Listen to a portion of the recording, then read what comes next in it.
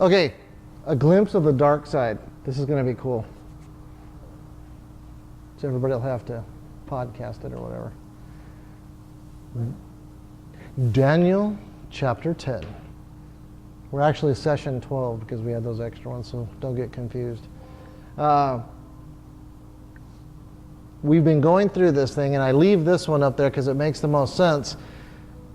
Historical and future prophecies, the information that was coming out. As we go through them, you notice that there was Jewish related, and then there was Gentile related. So when we go through them, we switched back over in 7. Not only did it change languages, because when it was dealing with the Gentiles, it was Aramaic. It's a pretty cool puzzle to be able to look at that and go, okay, that's what they're talking about. It switches back to Hebrew, and we deal with 8, 9, 10. Notice the last ones are still Hebrew, so it's still the same thing that it's dealing with. Tonight we're going to be covering the dark side.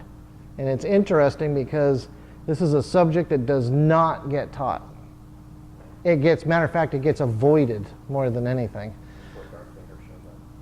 Darth Vader? Yeah, this is Darth Vader, the dark side. A glimpse, that'll be edited, by the way. That's one of those editing things. There's something I want to start with. Now, I put them up here, but if you want to make a note, this is probably one of the coolest parts of Scripture. It's one of my favorites. It's talking about an invisible world that we don't see, and it functions today. This is not something that happened just then. So I would say, put it down there and go back and take a look at it when you can. But this information right here, I think, is more than just a really cool Old Testament story. It's really bringing something to life that we didn't get before. So it starts off in 2 Kings, and it's chapter 6, and it goes from 8 to 23. So when we look at this, what's happening is the king of Syria is fighting against Israel. And while this war is going on, Elijah, the prophet, is helping Israel. So what's happening, every time that the king is going to go make an attack, Elijah tells Israel, and then they wait on him. So when they show up, they get killed. So now it's like, hey, one of the points that gets made is, okay, listen here, which one of you guys is telling this guy? Which one of you guys is working for the enemy? I mean, that's how bad it is. So that's what starts the story, just so you get an idea where we're at, because that's the premise to the whole thing. So they're, grab a seat anywhere. Okay, so they're starting off in verse, 2 Kings 6:8. Now the king of Syria was making war against Israel, and he consulted with his servants, saying, my camp will be in such and such a place. And the man of God sent to the king of Israel, saying, beware that you do not pass this place, for the Syrians are coming down there. In 10, make sure we're lined up. Then the king of Israel sent someone to the place of which the man of God had told him. Thus he warned him, and he was watchful there, not just once or twice. Therefore, the heart of the king of Syria was greatly troubled by this thing. And he called his servants, and he said to them, will you not show me which one of us is for the king of Israel? And one of his servants said, none, my lord, O king, but Elisha, the prophet who is in Israel, tells the king of Israel the words that you speak in your bedroom. So he said, go and see where he is, that I may send and get him. And it was told him, saying, surely he is in Dothan. Therefore he sent horses and chariots and a great army there. And they came by night and surrounded the city. I kind of got a kick out of this because it almost seems like it's the first wiretap. You start thinking like Watergate and tapping someone's phones and all the story we've been hearing about the NSA now snooping on us. God's been snooping on people since back here.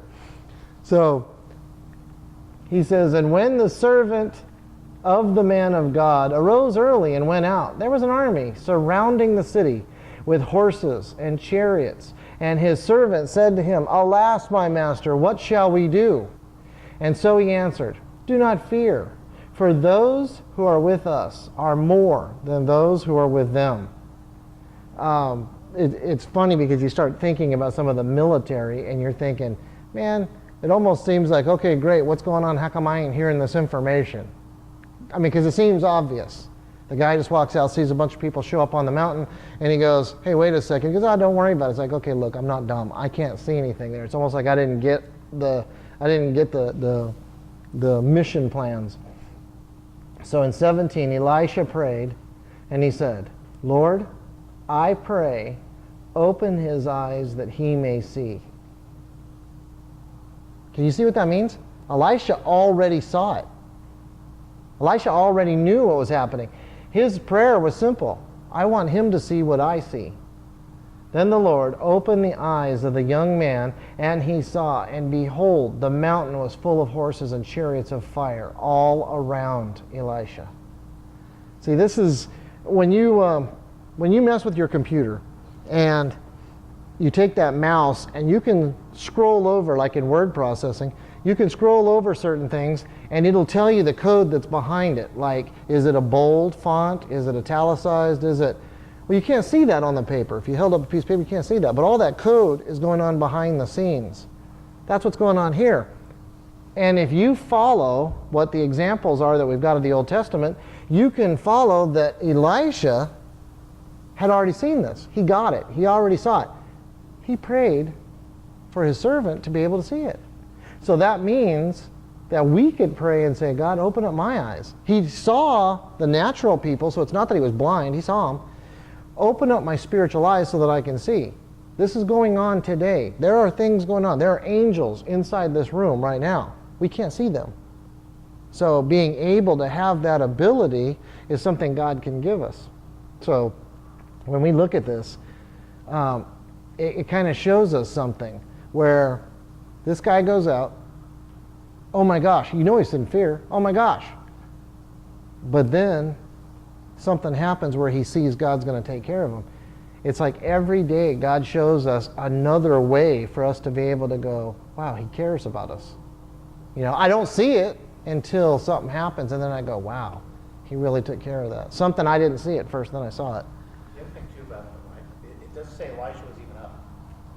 Elisha could have been lying in bed because the servant got up early, went outside, saw it. Oh yeah. It doesn't say Elisha went out there and saw it. Mm-hmm. Elisha could have been in bed and says, I already know about this. Yeah, what'd you wake me up for? Yeah. Almost like Jesus. We're going to die, we're going to die. Taking a nap. I'm not worried about it. Can we get to that point in our life where we just go, I'm not going to worry about it? I mean, that's peace, right? Ultimate peace. Okay, 18.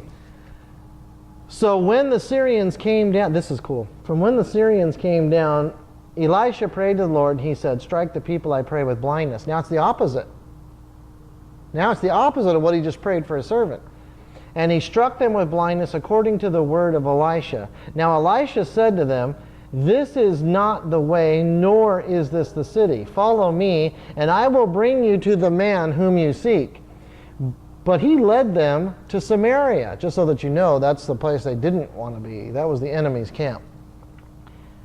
So it was, when they had come to Samaria, that Elisha said, Lord, open the eyes of these men that they may see. And the Lord opened up their eyes, and they saw. And there they were inside Samaria. Man, that's got to freak them out. I mean, they walk and walk and walk, and they're like, oh man, what did you do to me? Now when the king of Israel saw this, he said to Elisha, my father, shall I kill them? Shall I kill them?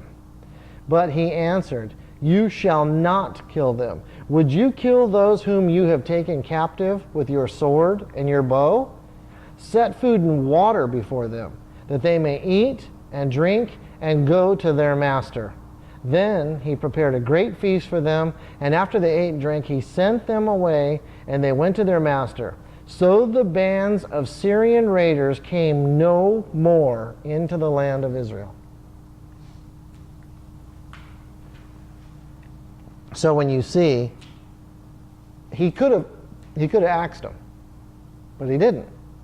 The idea is, let me show you what I could do to you if I wanted to. And that's what God was saying, because no man could have done what happened. He blinded him and then removed it. So this whole story right here is talking about how God's moving, but it's also talking about how things are going on behind the scenes. That is what Daniel 10 is. Okay? They didn't go back because they were like so baffled or scared? Yeah. Yep. He sent them back. He goes, well, what happened? Did you find him? Remember, they were sent on a mission to bring Elisha back. What happened? Well, we couldn't see. And then they took us to the enemy's camp. And they made a feast for us. And then they said we could come home. And they were like, you know what? There's way too much going on here. We can't beat these guys. And they didn't kill us. And you know what? Let's just leave that alone. Pretty weird. But it leads into Daniel. Okay, you're going to see how this is going to connect to Daniel. So here's Daniel, okay? Chapter 10, verse 1. In the 3rd year of Cyrus, king of Persia, a message was revealed to Daniel, whose name was called Belteshazzar. The message was true, but the appointed time was long. He understood the message and had understood the vision. In those days, I, Daniel, was mourning 3 full weeks. Daniel's career here, remember how we were going over how old he was and what was going on. Daniel's career only went to the 1st year of Cyrus. Okay? It was Daniel 1:21. It said, into the 1st year of Cyrus the king. Okay, so we know that's where it was. So his career went into that 1st year. So this was Daniel's 3rd year out of public service. Think of it as being retired. This is his 3rd year out. So that means this is 2 years after the return of Israel. Cyrus had told them, okay, after a year went by, do you want to talk to Israel, Sid? Edit. So the 1st year in, Cyrus gets a hold of the Jewish people that were there, and he says, you guys need to go home. Obviously, he's still over them, because he conquered everything, but I want you guys to go back. He even gave them money to go back and rebuild the temple. He specifically told them. There were not that many people that went. There was only like 50,000 people that went back in that 1st year. That means they'd gotten really comfortable over those 70 years in Babylon. As bad as it might have been in captivity, they stayed there instead of going home. So you get kind of an example. Now, Daniel's still there, right? I mean, think of it. These guys already went home.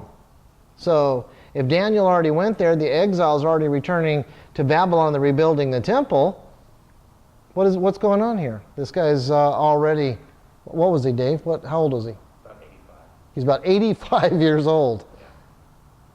The thing that I thought was unique about this is here's a guy who's 85 years old. Yet what was he doing? I'm fasting I'm mourning and fasting. If anybody, I've done my job. I've run the race. Mm-hmm. I'm tired. I'm 85. Just give me a comfortable chair and a remote control. Yeah, So, exactly. what is he doing? No.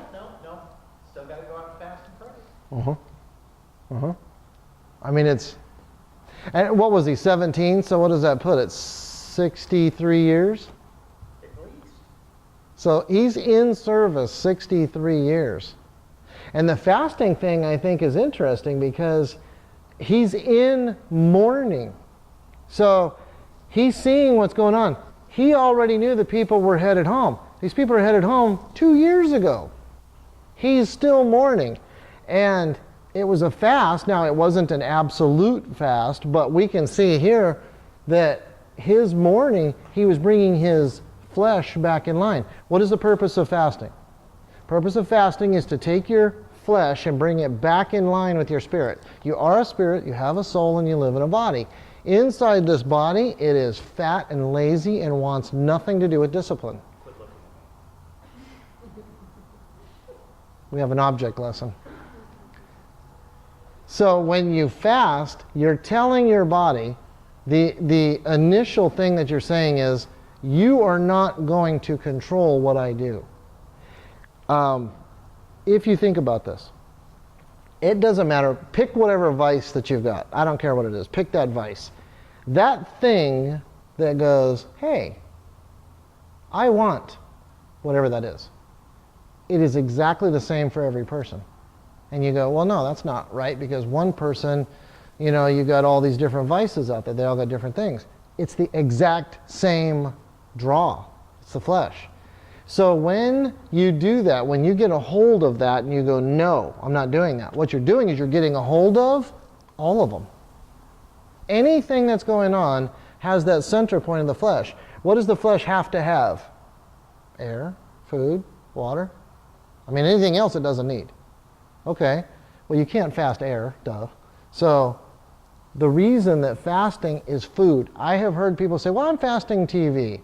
Okay, you can do that if you want. If you want to say I'm going to cut off an electronic device, that's fine, but do not try to replace that with the biblical fasting, because fasting is, I am not going to, and there it is. What you're telling your body is, you're not going to die.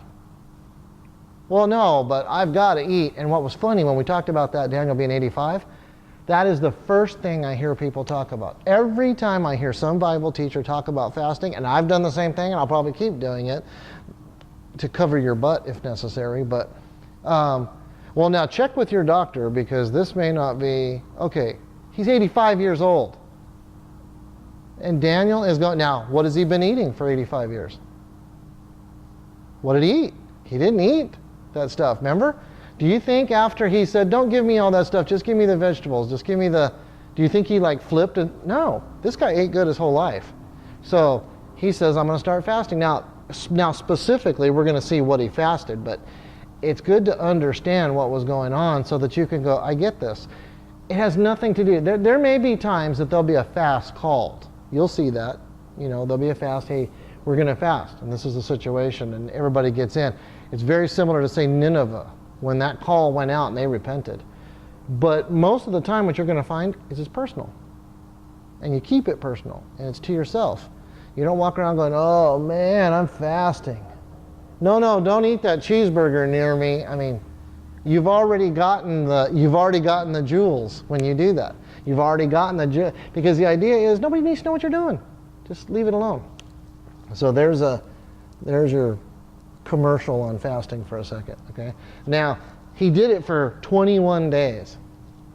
Now, I know that everybody's gone through stuff, said, oh, well, 40 days, and I don't know how long a human being can go without food. I know it's a long time, and I know what science says, and I know what doctors say, but we've read about it numerous times, about 40. The people I have spoken to that have gone on that long of a fast,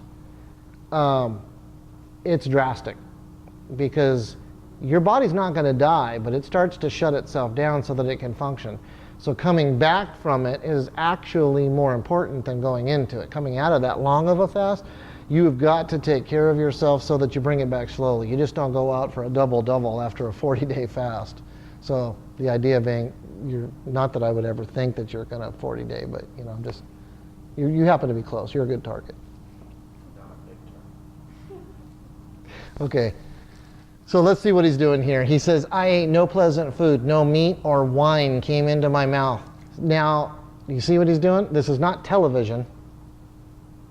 So he's saying, I'm only going to eat so I don't die. So he's telling his flesh, no, I'm cutting this back. Nor did I anoint myself at all till 3 whole weeks were fulfilled.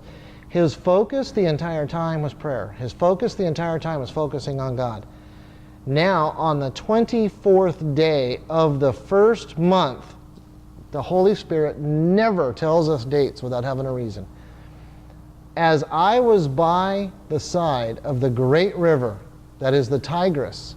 Notice we're not by the Euphrates. So he's not actually in Babylon proper now. Now he's over by the Tigris.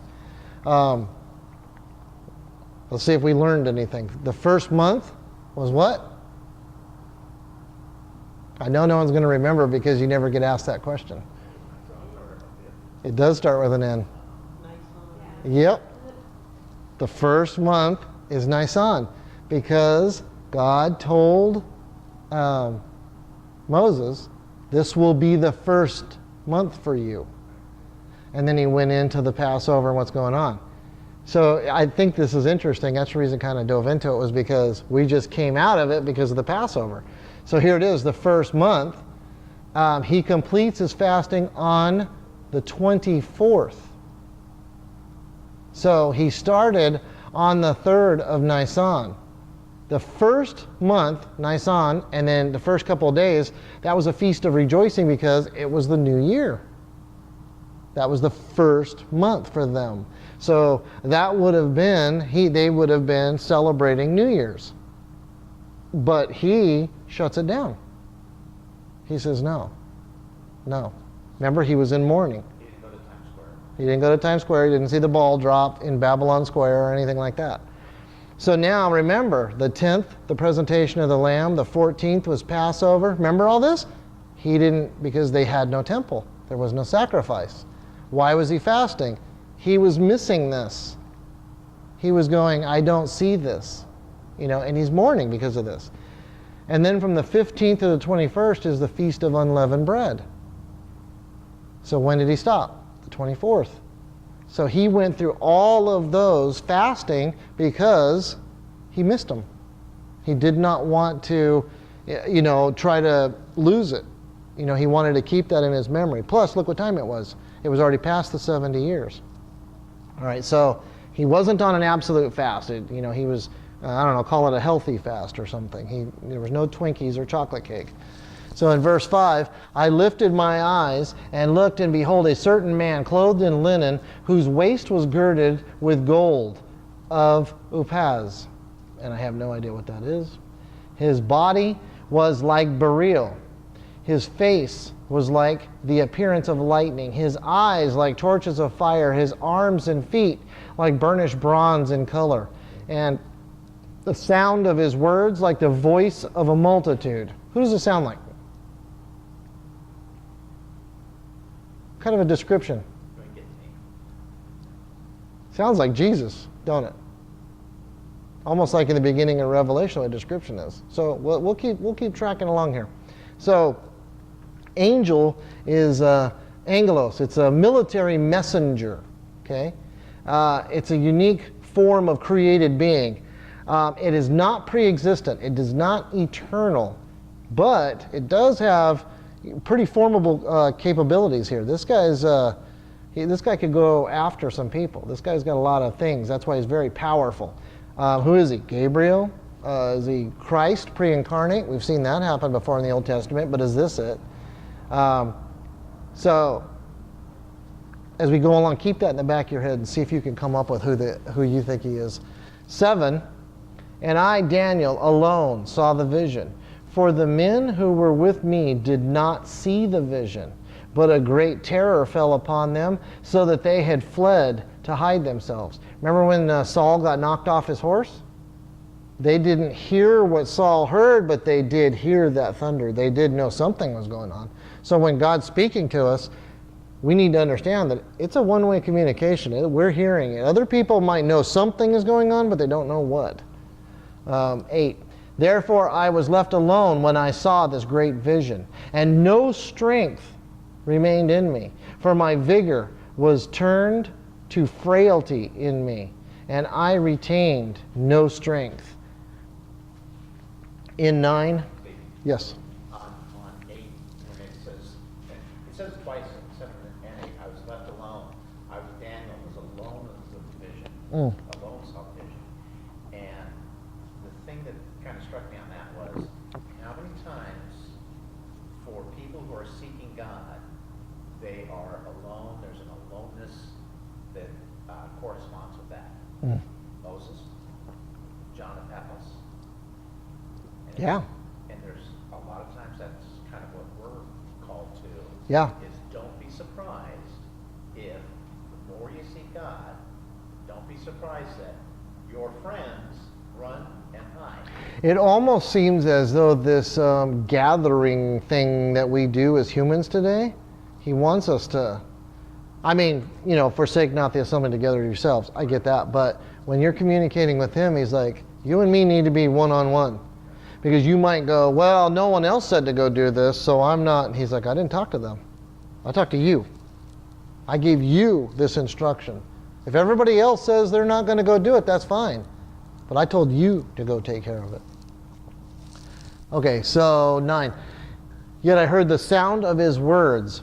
And while I heard the sound of his words, I was in a deep sleep on my face, with my face to the ground. Suddenly a hand touched me, made me tremble on my knees and on the palms of my hands.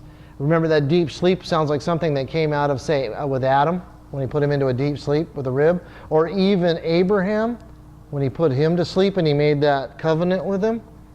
So God has the ability to put us to sleep. If you ever need some sleep, that's the way to do it. And he said to me, O Daniel, man greatly beloved, understand the words that I speak to you, and stand upright. For I have now been sent to you. While he was speaking this word to me, I stood trembling. Then he said to me, do not fear, Daniel, for from the first day that you set your heart to understand and to humble yourself before God, your words were heard, and I have come because of your words. First part of this section right here, notice how it says that Daniel was greatly beloved. There are terms of endearment that are used from God to certain people. Who was the disciple that was greatly beloved? Remember? John. And here's Daniel. That's not the only thing that these two guys have in common. They were both entrusted with a mission of delivering the end time message. You notice that? You've got Daniel with the entire book, essentially, but especially Daniel chapter 9. And then you have John with the book of Revelation. And those two are intertwined. Yet they're both are the ones that he said, these are my beloved. I mean, there's not a coincidence in how God uses that. That word in the New Testament, it's only used twice. Beloved? Yes. Nice. Luke 1:28, where the angel says, Hail Mary, thou art Lord, greatly favored. Okay. And then and you read Daniel and stuff, you just go, man, this guy's awesome. He's 85, he's doing this. And, you know, of course he's greatly beloved. You know, we are too. Ephesians 1:6. Mm-hmm. That's right. That's the other time. That's right. Where he says that we also are greatly beloved. Mm-hmm. Church is unique. The end of 12, notice what he says. He says, Daniel, for from the first day that you set your heart to understand and to humble yourself before God, your words were heard. He was in fasting and prayer, but you realize none of that made a difference? It was his humbleness of heart, and it was the day he was setting his heart to understand. Like on Tuesday night, when we come in here, if we come in and go, we're going to go over some subjects that are complicated. Okay, but if you set your heart to understand, you're going to get it. And if you humble yourself and say, I know you can teach me this. I don't understand it, but I can. When you set yourself, that's when we're going to be heard. That's when he was heard. So, he was sent, right? From the very first day. How long ago was that? 21 days ago. He was sent 21 days ago. Remember, we're not dealing with time or space, dimension. He wasn't sent from London 21 days ago to get to California. We live in dimensions. And this dimension, this angelic, the spiritual dimension, is outside of ours. That's why we looked at kings. When he looked out and didn't see anything, was it because they weren't there? No, they were there. So how come he couldn't see it? Because we live in time. So what is it? Height, width, depth, and time. So we live in this dimension right here. How come we can't see these angels, these spirit beings in here now? Because we can only see those dimensions. When he said open up his eyes, it was to see in that other dimension. So what's happening here is he was sent from that dimension 21 days ago. It's not a far away place that it took. It was that he was coming in. So now, you'll see, well, what took him so long? In 13 it says, but the prince of the kingdom of Persia withstood me 21 days. And behold, Michael, one of the chief princes, came to help me. For I had been left alone there with the kings of Persia. Now I have come to make you understand what will happen to your people. Who's his people? Jews. In the latter days, end times, for the vision refers to many days yet to come. Those two verses right there say a ton. First, the prince of the kingdom of Persia withstood me. Okay, what are we talking about? Cyrus? Darius? Xerxes?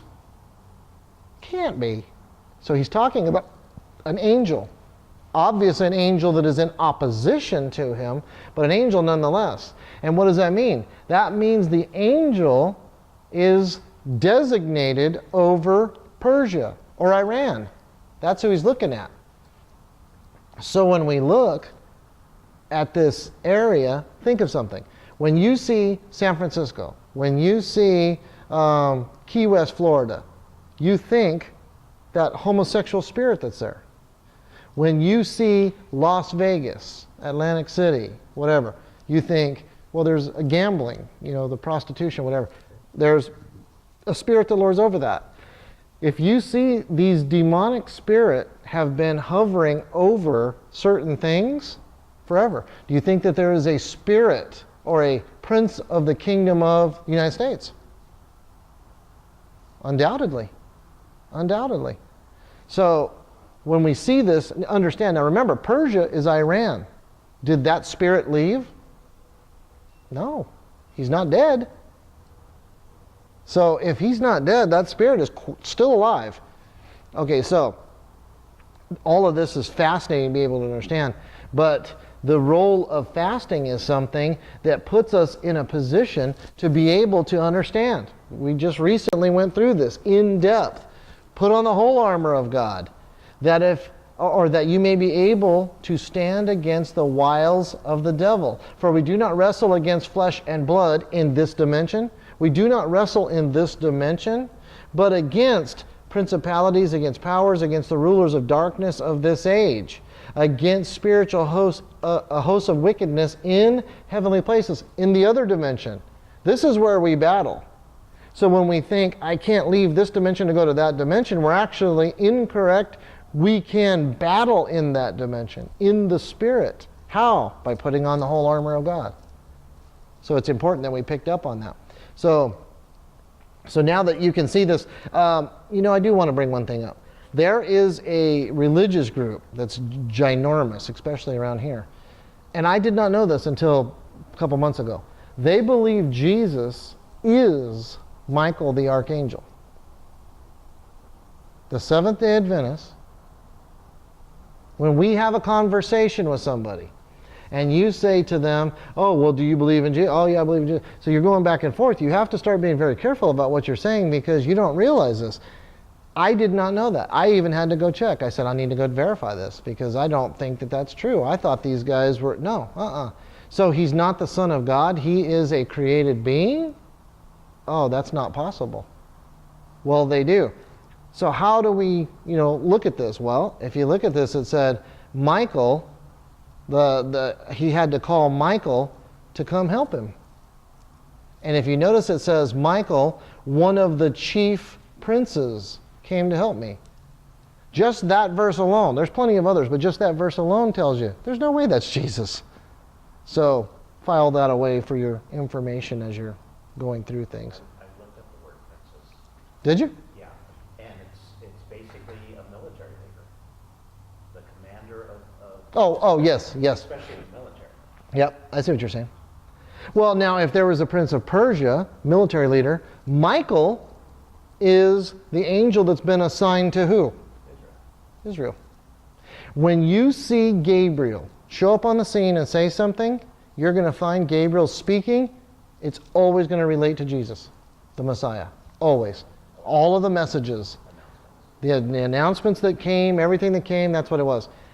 Michael, you'll even read, we'll get to it in Revelation. But it says, and then Michael stood up because it was time for him to defend Israel. That's what his job is. Michael is assigned to Israel. Yeah, in verse 21, it says, but I will tell you what's known in the scripture of truth, except Michael, your prince. Yeah.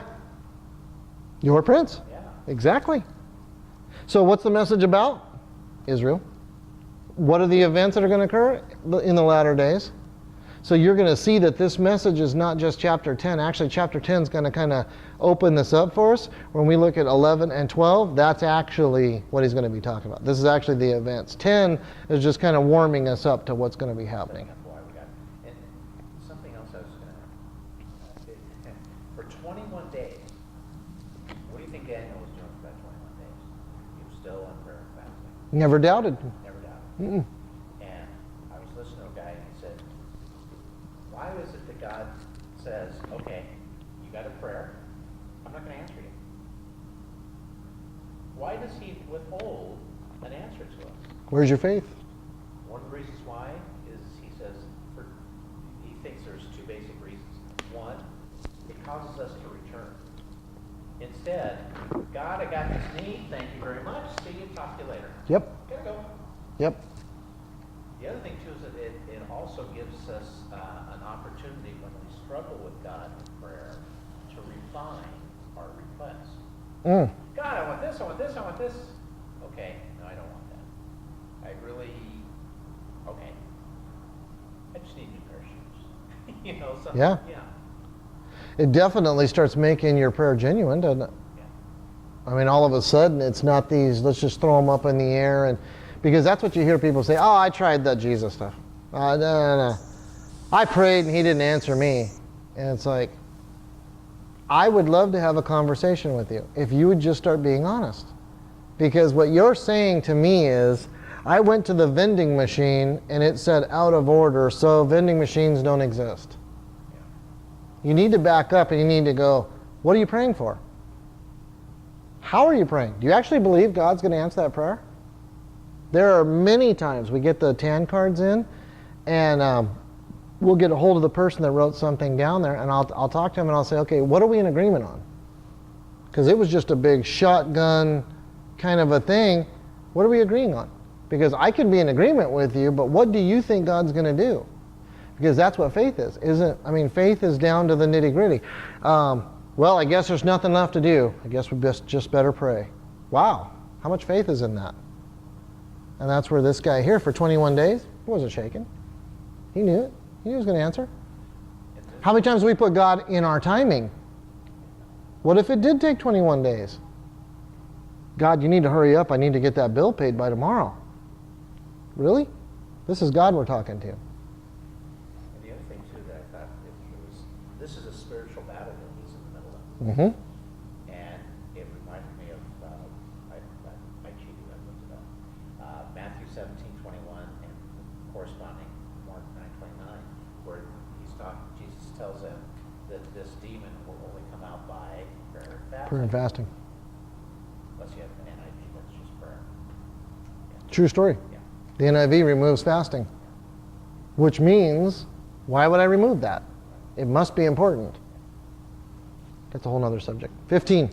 When he had spoken such words to me, I turned my face toward the ground and became speechless. And suddenly, one having the likeness of the sons of men touched my lips. Then I opened my mouth and spoke, saying to him who stood before me, my Lord, because of the vision, my sorrows have overwhelmed me, and I have retained no strength. Whoa, I don't know what's going on, but it's taking this guy down. For how can this servant of my Lord talk with you, my Lord? As for me, no strength remains in me now, nor is any breath left in me. Then again, the one having the likeness of a son of man touched me and strengthened me. This has got to be some kind of a vision here. That likeness of the sons of man, you notice how the person God chooses for a task, you notice the action is that we're just not adequate. He goes to people that are humble because, like Moses, well, I just don't speak well. Because they're humble. He has a great task for them, but yet at the same time, we go, well, I just don't. But yet today, we seem to see all kinds of people going, oh, I'm going to save Africa, and I'm going to. It's like, you need to go the other way and go, Lord, only if that's your design, only if you empower me, only if you build me up to be able to do that. It seems like it's the reverse. Years ago, everybody thought Bob Dylan became a Christian. Oh, Bob Dylan, he's going to start singing for God. Yeah. No. No. Because God will put him in a different position. Yeah, that's right. Because I don't want you to use your talent. No, exactly. Like, look what's happened. Paul got called. Well, why wouldn't have God sent him to the Jews? He was a perfect person. Exactly. That's why he got him sent to the Gentiles. Because that means anything that you're able to accomplish with them, it was God. Oh, Gideon's army. Yeah, Gideon's army. Nope, you still got too many people. The ratio ended up being something like 30,000 to 300 by the time they got down to it. Here's something I got from Mark Twain. He said that it's not the parts of the Bible that he understands that frightens him. It's the parts of the Bible that he doesn't understand that frightens him. Humility is the key here. Okay, 19. And he said, O man, greatly beloved, fear not. Peace be to you. Be strong. Yes, be strong. So when he spoke to me, I was strengthened, and said, let my Lord speak, for you have strengthened me. And then he said, do you know why I have come to you? And now I must return to fight with the prince of Persia. And when I have gone forth, indeed the prince of Greece will come. But I tell you what is noted in the scripture of truth. No one upholds me against these except Michael, your prince. Wow. Notice how this commands. Doesn't this seem really strong here? Fear not, he says. Be strong, he says. I mean, it's interesting the commands of this angel. Look at the description from him in the beginning, and then listen to these.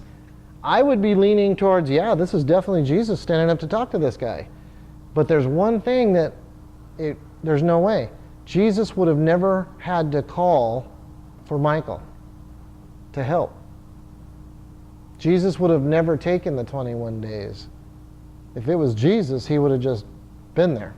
And especially in Revelation, when Michael finally deals with Satan, doesn't it say that he plucks him up and tosses him in the lake of fire? Exactly. It doesn't sound like it's a difficult job For Michael, right. to handle Satan.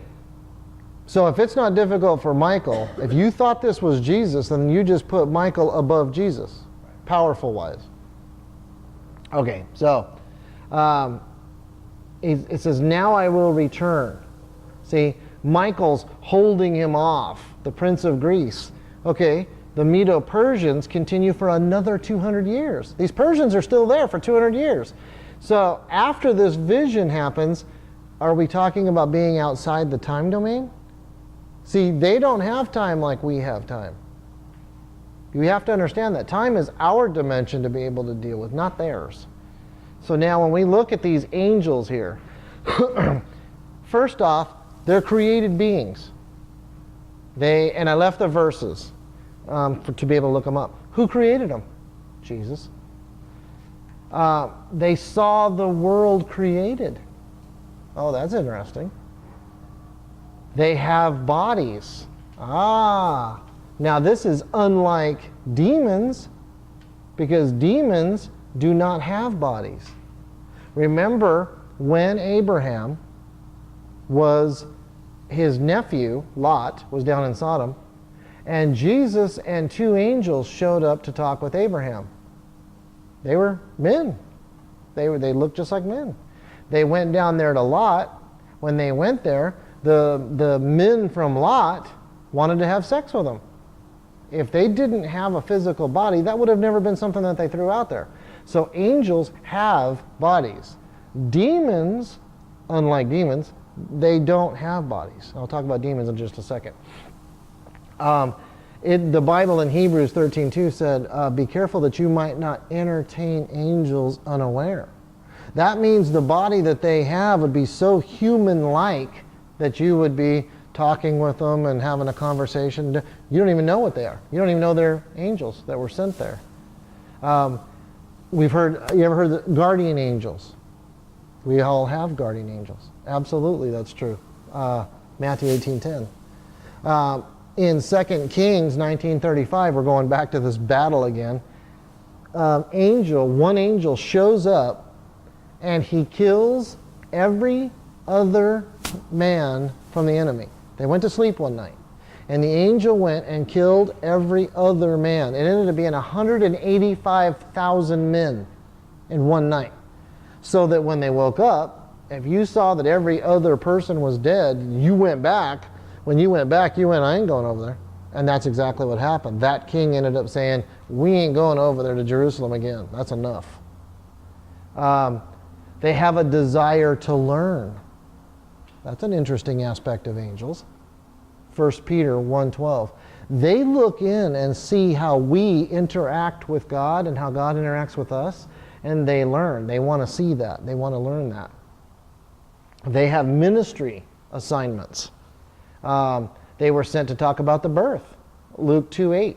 That's when Gabriel showed up and said, hey, your son is going to be born, and he's going to sit on his father's throne, his father David's throne. Well, anybody that doesn't believe in the 1,000-year reign would have to ask, okay, when Jesus never sat on a throne when he was here the first time, when would that happen? Not until then. In the temptation, if you read it, we know that Satan appeared, and we know what Satan did, but at the end of that, Jesus was ministered to by angels. So his physical body was ministered to by angels. How about the ownership? When he said, if you just bow, all this, he said, all this is already mine, all this I'm going to give to you. It would not have been a temptation if it wasn't true, right? If I told you, I am going to give you the city of Redlands, you'd go, whatever. You don't own the city of Redlands. It wouldn't be a temptation, would it? But if I said, I'm going to give you the keys to a Toyota truck, you'd say, well, that's possible because he has a Toyota truck and he has keys. When Satan goes, all this is mine and I'll give it to you. If it was a temptation, then these are his, the God of this world. And we're going to talk about that in a second. But that was something that happened. In the transfiguration, the resurrection, there was two angels. The ascension, notice how there's two most of the time? Not all, most. There's two. The ascension, the return, there's two. So we see these angels right here. Now, when we go through this, there's a couple verses that you're going to see about certain things, specifically like Satan, let's say. And you go, okay, he was an angel. Okay, cherub. So when you go through it, we don't know much about him. We really don't. The skewering examples is when you've got a verse, and the verse is talking about one thing, but it's also talking about something else. The technical term for that is, I just lost it. It was, the verse will talk about two different things, and it'll come to me right in the middle of a sentence. So what it is that these verses right here, as they go through the law of double reference. So the law of double reference goes into effect when you're reading this thing and you go, well, that obviously is talking about this, but this couldn't apply to that. There's a verse and it definitely applies to two different things. It actually is called in Bible references the law of double reference. So when we look at these, Satan, these are the only two passages that you're going to find that specifically talks about origin. Where did he come from? Something before what we knew now. I want to take a look at a couple of them, and I want to do two things. I want to show you this double reference so that you can see the angel side of it, but I want to do something else. As long as we're here, I want to test our timeline, godly timeline from beginning to end on these major events and when they occurred.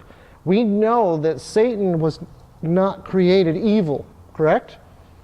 Okay, so we can let's put certain facts so that we can go, okay, that one we're not going to move. That'll be framework that stays. So he was not created evil, yet he is evil now. Okay? He was evil at least at the time we saw it in the garden. Okay? We can go there. Anything else? We're going to have to look. All right, so hold those ones, and then we'll see what we're going to do. Let's take Ezekiel first. 28:12. Okay? It says, Son of man. That was a term that God said to Ezekiel a lot. Son of man. Son of man, take up a lamentation for the king of Tyre, and say to him, Thus saith the Lord God. Okay, so we're talking about the king of Tyre. Tyre was a real place. Okay. But then he says, You were the seal of perfection, full of wisdom and perfect in beauty. You were in Eden, the garden of God. Every precious stone was your covering. The sardius, topaz, and diamond, beryl, onyx, jasper, sapphire, turquoise, and emerald with gold. The workmanship of your timbrels and pipes was prepared for you on the day you were created. Well, you ain't talking about a human being. Obviously, we've shifted. Now, when you look at that and you go, okay, there's a couple of things here. You were perfect in beauty. All right. King James says, Thou sealest up the sum, full of wisdom and perfect in beauty. It's not were. Remember I was telling you this? This is one of them. New King James, you were the seal. King James, thou sealest up the sum, full of wisdom and perfect in beauty. That means it hasn't changed. He has not changed his appearance. So we see that one. So now we're kind of getting this idea. Perfect in beauty. I mean, that's wow. Perfect in beauty. Satan, it says, was in Eden, the garden of God. Okay. Was this the Garden of Eden? Because that's what you'd think right off. You go, Garden, Eden, God. Okay, it must be the same place. Okay, let's take a look.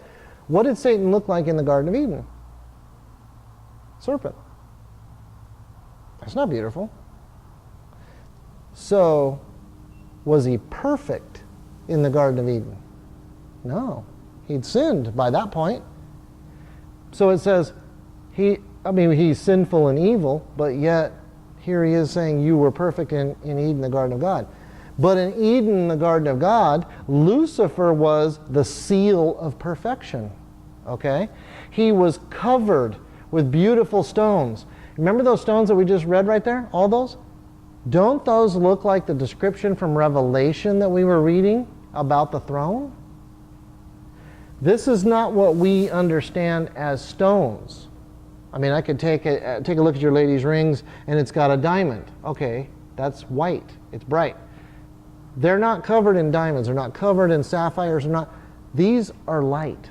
These are representations of light. The word says that God is light. He says he's the father of lights. It says that all good things come from him. So all of this that we're seeing is light. How come God can be everywhere? It's light. So his nature, his attribute is light. That's why we see these things, because they're representations of colored light. Okay, not a big deal, but something we'll just throw out there. All right, these timbrels. These, if I had a trumpet up here, let's say, the holes that are inside the trumpet are specific. The way they're made, the things that close off the air going through, those are all things. Timbrels and pipes, that's what these are. Inside Lucifer was music. It was not that he played music, he was music. This is the part of the verse where people say, well, Satan led worship. It's quite possible. It's quite possible he led worship. He was music. I'll keep moving because there's a bunch of these. These are awesome. 14, see, the cherub. You were the anointed cherub who covers. I established you. You were on the holy mountain of God. You walked back and forth in the midst of the fiery stones. I know Rembrandt and everybody from the Renaissance age thought that cherubs were these chubby little dudes right here. Raphael? Oh, there you go. Yeah, sure. So, when we say cherub, they're not these chubby little kids right here. Cherubs, they were powerful, very powerful angels. And it says, you were the anointed cherub who covers. Okay? in the King James. The reason I'm bringing these up is because there's differences here. King James says, "Thou art the anointed cherub that covereth, and I have set thee so." Now that's interesting. So does he still retain the power that he was given? Satan.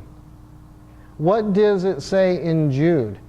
When Michael and Satan started to dispute over the body of Moses. Michael says, "The Lord rebuke you."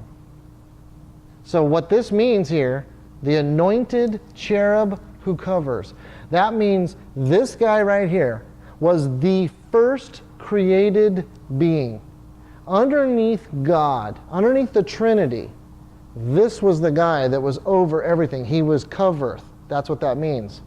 And he says, "I established you." Then he says, one more thing about cherubs. When they were tossed out of the Garden of Eden, there was an angel posted there. And if you read that, he does not have a flaming sword. There was a flaming sword there. But that cherub was there for who? We always want to say that it was for Adam and Eve not to be able to re-enter, and that does have a lot to do with it. But you could have put anything there to keep humans out. Satan was not to be able to get to that tree. See, all these pieces that you think through, you go, yeah, because he can't be able to do that. Because he's fallen. He's on the other side now. We'll keep going so we can put these pieces together. God established him. He assigned him to be in that position. It says the holy mountain of God.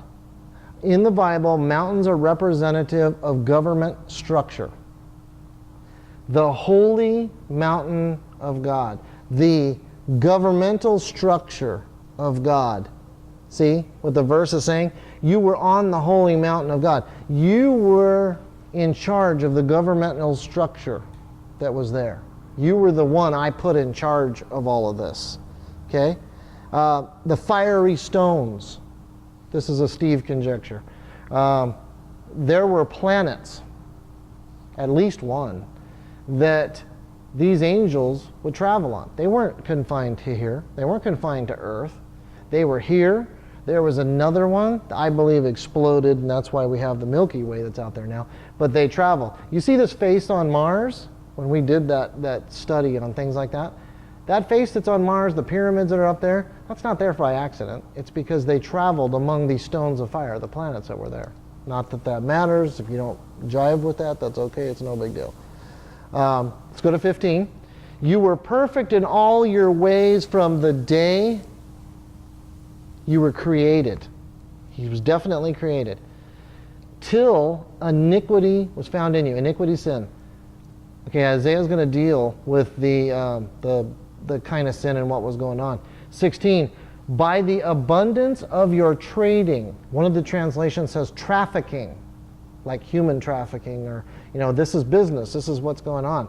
You became filled with violence within. By the abundance of your trading. What he was doing was he was gossiping. There was collusion that was going on. He was campaigning for the loyalty of the other created angels to follow with him for a rebellion. This is the trafficking. He says, by the abundance of your trading, you became filled with violence within. This is what started to boil up in you. This is something that was just going on inside you. And you sinned. Therefore I cast you as a profane thing out of the mountain of God. And I destroyed you, O covering cherub, from the midst of the fiery stones. See, Satan starts trafficking. He starts trying to talk these in because he wants to be able to do this. Frustration begets anger. And then anger begets violence.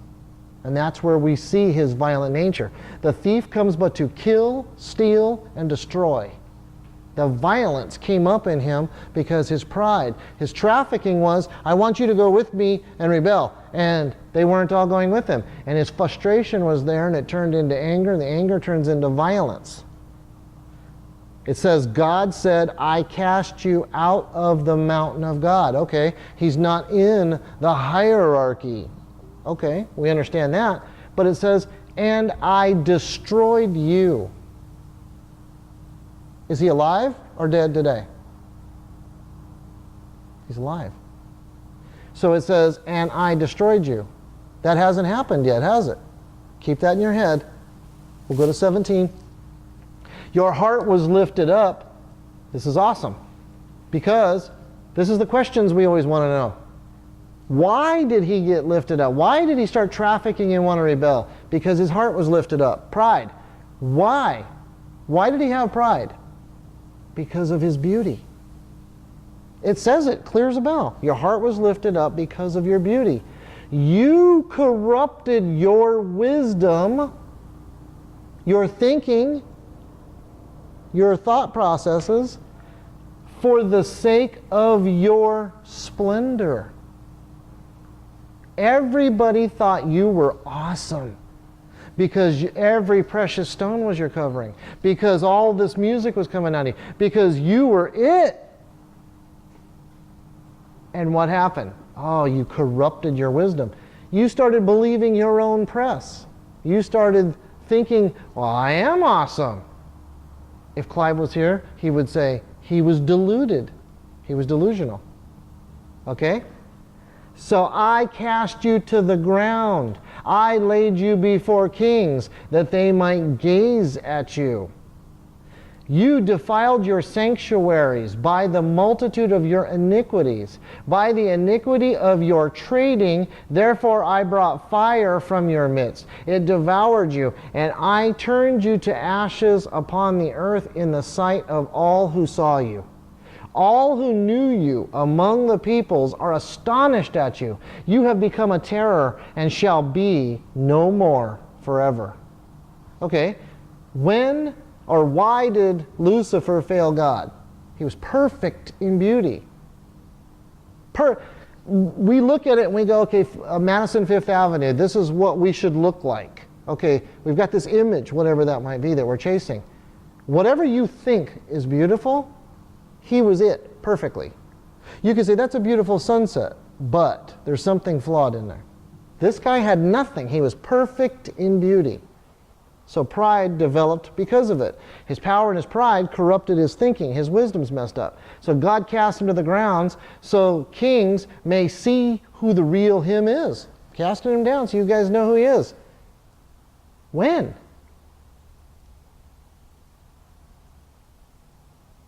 That's the question. How about Lucifer had sanctuaries? He had sanctuaries? Obviously, they're not sanctuaries worshiping him. They were something that he, obviously, because everything they were doing was pointing to God, but did he corrupt those sanctuaries and put himself in there? Are we seeing like something even before the abomination of desolation? See, Jesus said when you see the Antichrist go in and sit inside the holy place, well, he was talking about the one that was back in Daniel. Are we seeing a foreshadowing of even that one? Did he go into the sanctuaries? Why would there be more than one sanctuary? Were they on different planets or something? I don't know, but wherever they were, he defiled them. That's crazy. Now, God brought fire from his midst. Read that. He says, I brought fire from your midst, it devoured you. Fire, this is what he's talking about. I brought fire from your midst. When you look at this thing right here, God is going to burn Satan into ashes on the earth in front of all of us with the very fire that Satan allowed inside of him. Take this for what it's worth. See what you think of this. Hell. Fiery. We see that all the time. Is it possible that the very fire that we read about is something that never existed until this? Is this where it was created? It started with the original sin. It became that fire. He says he's going to burn him up with it. Is this what we are going to be involved in for the people that didn't accept God? When we say hell and fire, is this what we're talking about? Because this is where it came from. The very fire here. But everyone is going to know who the real Lucifer is. The everlasting fire that humans experience might have come from this. This is possible. Okay, now let's go real quick over here and look at this Isaiah one. Yep. In King James, these are will. In 16, I will cast thee as profane out of the mountain of God. I will destroy you. In 17, I will cast thee to the ground. There you go. I will bring forth a fire from the midst of thee. It shall devour thee, and I will bring thee. I will, future tense. I will. Okay, now that's going to match right here. This is in 12, okay, same thing. How you have fallen from heaven, O Lucifer, son of the morning. If I remember right, that is the only place Lucifer's in the Bible. And not all the translations actually say Lucifer. Some of them say star or something. So, O Lucifer, son of the morning, how you are cut down to the ground, you who weaken the nation. Satan is the prince of the power of the air until Revelation chapter 12.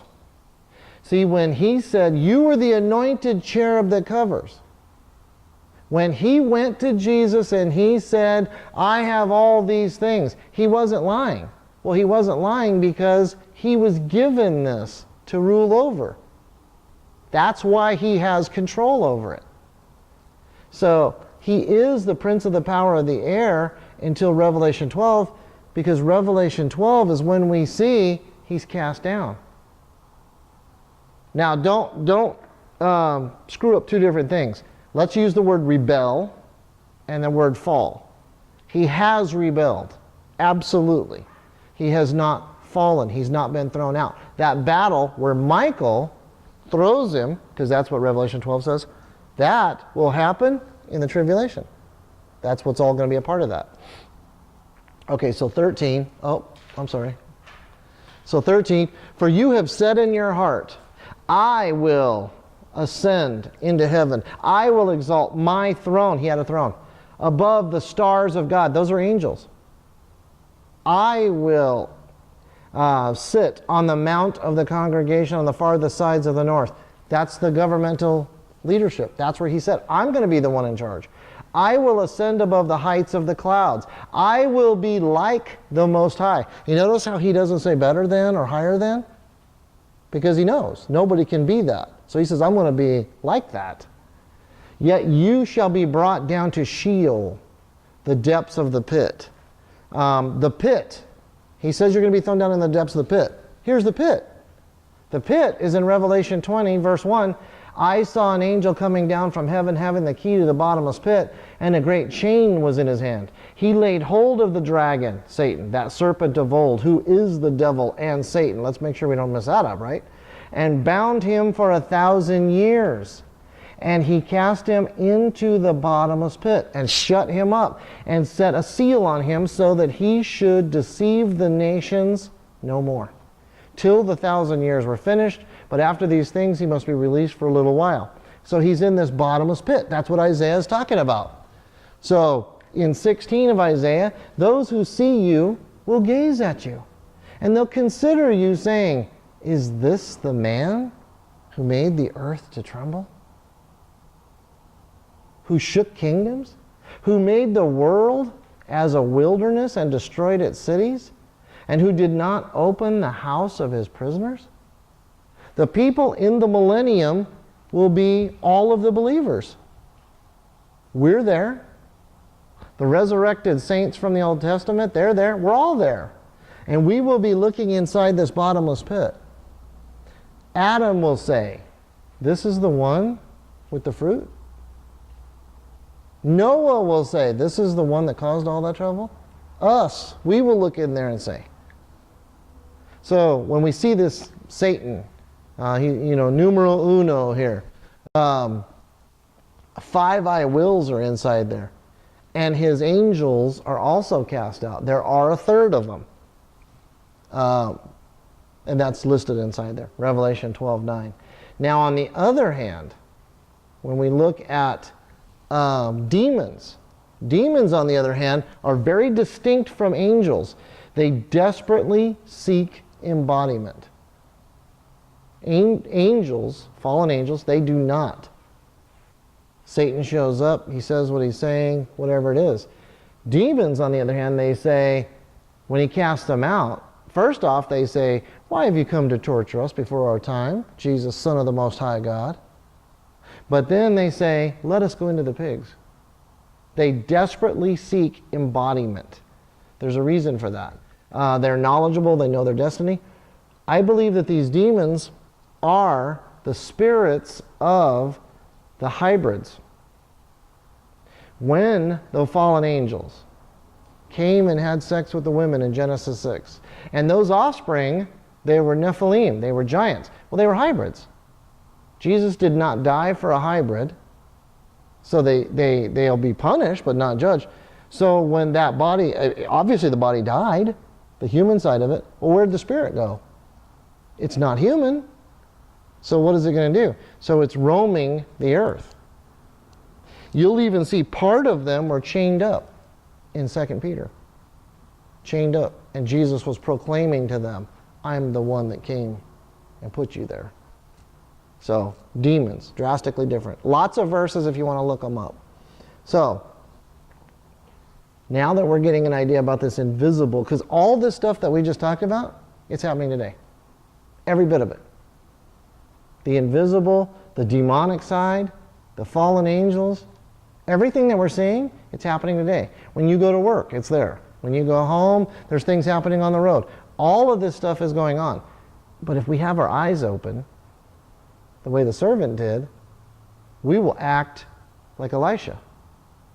We're going to understand we're in spiritual warfare. So if we look at this and we go, suppose Daniel had stopped fasting after 20 days. You know, what if it was something that was just there? Is our commitment going to be different if we know what's going on outside there? When we think about these spirits that are out there, is there a prince of the power of the United States or the United Nations? How about some of these things that you see like Assad in Syria or Iran? They absolutely say, no matter what, we're going to push you into the ocean to Israel. Our own Secretary of State a couple days ago said they need to stop occupying the land. They need to stop building. They need to be a part. Everything he said was the same thing the Palestinians were saying. Who would make him say that? These demonic forces hover over these areas, and this is why we're moving towards it. When we deal with this and we see these kinds of things like homosexuality, all these things that we're seeing popping up in our news, because of the marriage and whatnot, Satan is just as happy if he can get us to be powerless. If he can get us to start arguing over homosexual marriage, then he's won. He beat the church.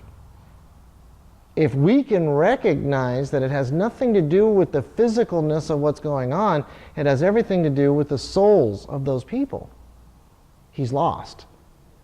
If he can get us distracted by something here in the physical, we won't even pay attention to the spiritual fight that we're really in. So, I want to make sure I catch every bit of this. Do we not have the revelation that many of these God's people have then, like Daniel, because we don't fast and pray? Are we not paying attention to the spiritual?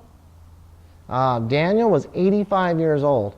He was mourning, he was fasting, he was praying. He wasn't organizing on a street corner. He wasn't doing any of those kind of things. So we've got an opportunity to be a Daniel.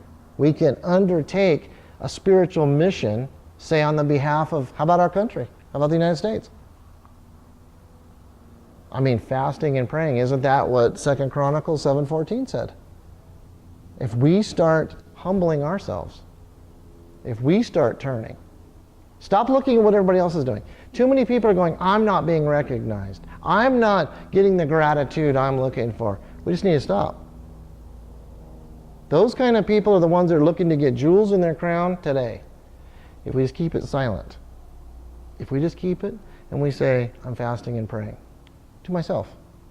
and I'm standing in the gap. Oh, but you don't know how bad it is. We live in it. But we don't fight physical. It's a spiritual battle. So how are we going to be able to do it? The ultimate issue is that we are in possession of a message that is extraterrestrial, extra-dimensional better. It portrays us as the objects of an unseen supernatural war. Think about that. If this is the battle that we're in, we're the object. Who does Satan go after? Buildings?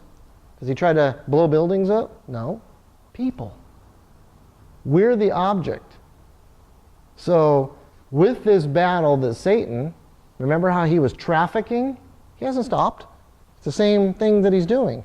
So he's trying to gather us. He's trying to, because this is how he's fighting God. We were created. We're the apple of God's eye. So how does he try to hurt God? Through us. So we're objects of that supernatural war. Our eternal destiny depends on our relationship with the winner of this cosmic conflict. This is all about taking ourselves out of the physical, what we think is real, and looking out into the spiritual, which we don't think is real because we can't see it, but it's more real than what's here. So how do we get ready for this? You guys remember this from the very beginning.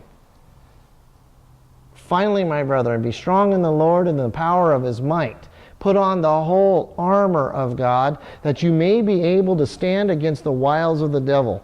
For we do not wrestle against flesh and blood, but against principalities, against powers, against the rulers of darkness of this age. Understand what he's trying to explain to us that whole time. Against spiritual hosts of wickedness in the heavenly places. Therefore take up the whole armor of God, that you may be able to withstand in the evil day. And having done all to stand, stand therefore, having girded your waist with truth, having put on the breastplate of righteousness, having shod your feet with the preparation of the gospel of peace. Above all, taking the shield of faith, with which you will be able to quench all the fiery darts of the wicked one, and take the helmet of salvation, that the word and the sword of the Spirit, which is the word of God, praying always with all prayer and supplication in the Spirit, being watchful to this end with all perseverance and supplication for the saints. That praying is what Daniel was doing. That's exactly what Daniel was headed towards. So when we look at this thing, we wrestle not against flesh and blood, but against principalities, powers, the rulers of darkness of this world, and spiritual wickedness. Those are actually literal hierarchy. Private, corporal, major, general. Those are hierarchies. When those angels that followed Satan left, they stayed in hierarchy. They just are working for him instead of God. Just like Michael is an archangel, and then there are other angels. That's what's happened here. So we're not dealing with some cartoon bad guy. There are hierarchies to this. So when we look at it, we've got to be able to grab a hold of it and understand that our armor, all of those things that we went through over the past couple of months, they were something that we were supposed to do because it changed us spiritually for that dimension. Not here. You can walk as many little old ladies across the street if you want. It's what we're talking about in the heart that changes us so that in the spirit we can do battle. Does that make sense? So this, you can see how this kind of took a turn. I mean, we're going through Daniel, and then all of a sudden we're seeing something that very few places in the Bible gives us any glimpse to that other side, like Kings does, and here he's saying he did a battle. So here we are being empowered by God to fight in that realm. So inside that realm that we're fighting in, this is what happens. You notice that none of those things were Old Testament? I mean, these guys in here, they lived it, but it was much different than we are. We've actually been empowered with the authority. He said, in my name, that means in my authority, as if it were me. And if you know, like Daniel, when he set his heart to receive and he humbled himself, things happened. That's what we've got to do to be able to put those things in effect. So that was 10. 10 was simply a prelude to the concluding prophecies here, 11 and 12. We'll see that in 11 we're going to look at the silent years, and then there's a willful king coming. Here we go again with the Antichrist. And then the final wrap-up of everything that's going on. So that was chapter 10. That was a glimpse into the dark side.